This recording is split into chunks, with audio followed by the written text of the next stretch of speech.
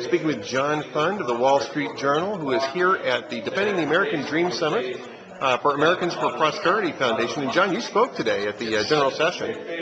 Good speech. Well, there were 2,000 of my most intimate, fanatic friends in the narrow, focused right-wing conspiracy in the audience. So you were comfortable hanging out with that angry mob that we saw out there in the general session, huh? I think they seemed focused, resolute, and extremely well informed about what's going on in America today. They didn't seem angry, really.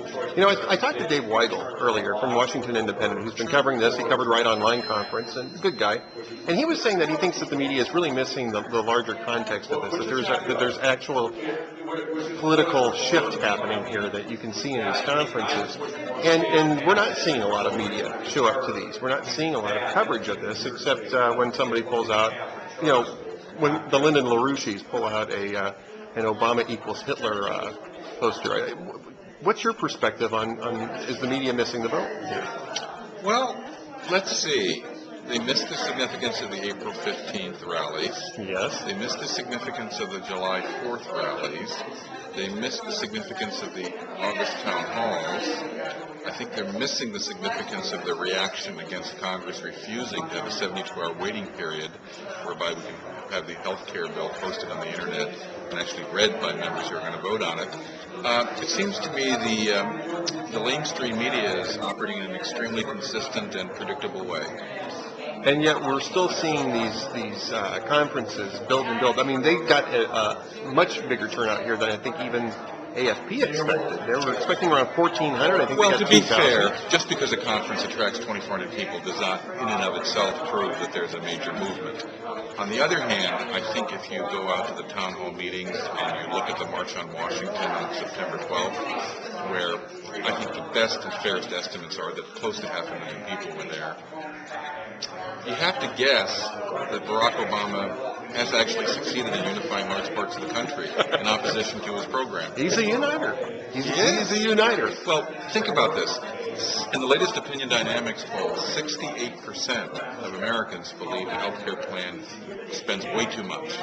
Remember, Barack Obama says it's going to reduce medical costs. That's not what the people think.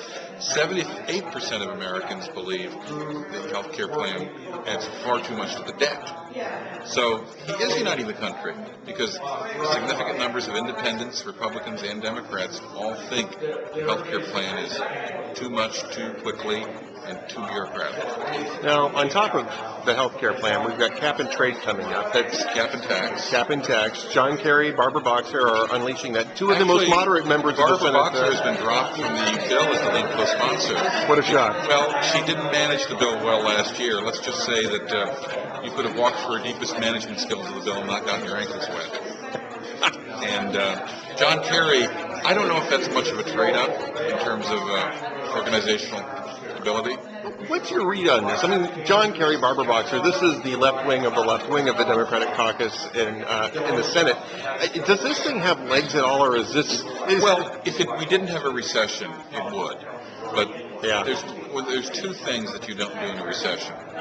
You do not raise taxes. Well, I guess the health care bill is going to do that. Right. And you do not add enormous costs on the people who are trying to create jobs when you have 9.8% unemployment. Well, cap and trade does that. Somehow I think the biggest mistake the Obama people and their allies in Congress have made is they were elected to fix the economy.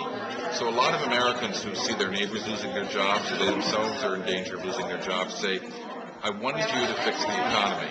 And part of that was Bush's fault, of course, but, you know, that's why I elected you. What's all this other stuff? What's this card check? What's this cap and trade? What's this health reform? Why are you flying to Copenhagen for the Olympics when Chicago only got 18 out of 94 votes? Is this a set of priorities that really matches what we're concerned about? So how does that translate in 2010? I know that you certainly keep a very close eye on electoral trends, polling trends, and that sort of thing. I'm focused completely on 2009. There are elections in November 3rd in Virginia, New Jersey, California for a congressional election, New York for another congressional election. There are mayoral races around the country. I think how well the Democrats and Republicans do in those races will be a real shot either across the bow of the Democrats or a warning to the Republicans that they can't just rely on saying no to Obama. If Democrats do badly on November 3rd, I think that would send a clear message to the Blue Dog Democrats in the House and Senate that this health care bill is even more risky politically than they thought. Do you think that they're deluded into thinking that it's not politically risky? I mean, there's certainly been all sorts of... For good or for ill, they learned one lesson in 1993-94 when Hillary Care crashed and burned. Remember, they didn't pass anything. They were branded as failures, people who couldn't govern. They felt that cost them a lot of seats in the 1994 Republican landslide.